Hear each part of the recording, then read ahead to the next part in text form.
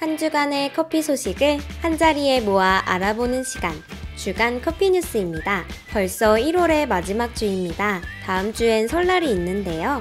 쌓인 업무에 조금 힘들어도 연휴를 바라보면서 커피TV와 함께 힘내세요. 그렇다면 지난주 커피업계엔 어떤 일들이 있었는지 지금부터 함께 알아볼까요? 스타벅스의 전설, 하워드 슐츠 전 스타벅스 회장이 미국 대선에 출마할 수 있다는 소식입니다. 18일 워싱턴 포스트 보도에 따르면 하워드는 무소속으로 내년에 있을 2020년 미국 대통령 선거 출마를 고려하고 있다고 알려졌는데요. 본인의 회고록을 출간한 하워드는 오는 28일부터 전국을 돌며 북콘서트 투어를 한다고 합니다. 많은 이들은 이를 두고 정치 행보의 시작이라고 판단하기도 하는데요.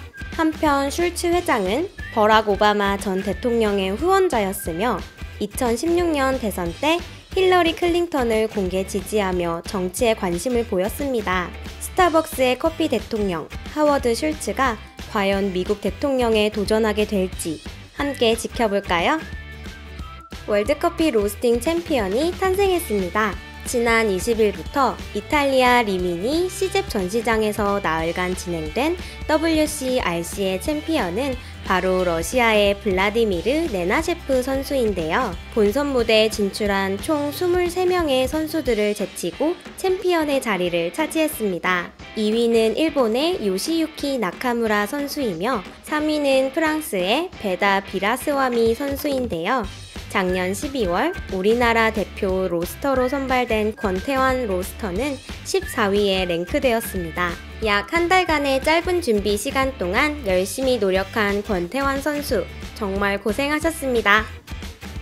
우리 사회의 각종 갑질과 관련된 일화들, 커피TV 구독자 여러분들도 많이 들어보셨을 텐데요. 일부 초면부터 반말로 주문하는 고객들에게 강하게 대응하는 점포들이 있다고 합니다. 반말로 주문하면 반말로 주문받음, 반말로 주문하면 음료를 반만 드린다. 반말을 하고 무례하게 구는 고객들과 직접적인 마찰은 피하면서도 할 말은 하겠다는 의도라고 하는데요. 실제로 이런 안내문을 붙인 뒤로 반말을 하거나 행패를 부리는 고객들이 눈에 띄게 줄었다고 합니다.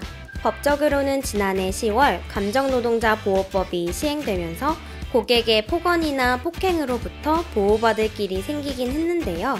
제도로 보호받기 전에 상호 존중과 배려가 우선되는 사회가 먼저 만들어졌으면 좋겠습니다. 지난 23일 이디야 커피에서 2018 커피 지도를 공개했다고 합니다. 이디야 커피는 전국 2,500여 개의 매장을 가진 곳곳에서 정말 많이 볼 수 있는 브랜드인 만큼 다양하고 재미있는 결과가 많다고 합니다.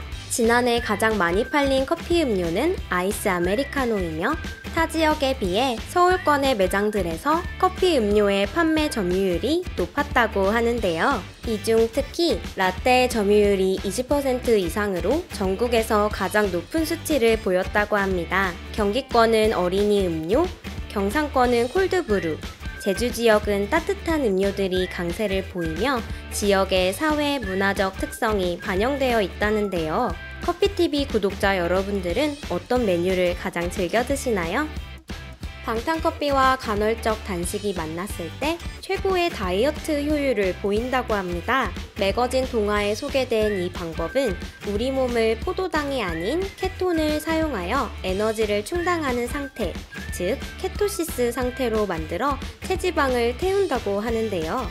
탄수화물의 섭취를 줄이고 제대로 된 방탄커피로 오전을 버티면 점심 이후에 노곤함이 사라지고 머릿속이 맑아진다고 소개하고 있습니다. 커피 250ml와 무염버터, MCT 오일 15ml를 넣고 블렌더로 섞어주기만 하면 되는 간단한 레시피를 가지고 있는데요.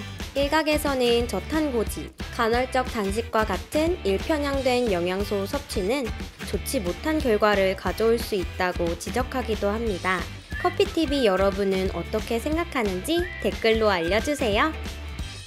이번 주 주간 커피 뉴스는 여기까지입니다. 설날이 지나면 이제 음력으로도 2018년을 떠나보내게 됩니다. 신년 계획을 실천하고 있지 못하셨다면 다시 시작할 좋은 기회가 되겠네요. 도움이 되셨다면 좋아요와 구독 꼭 눌러주세요. 그럼 다음 주에 만나요.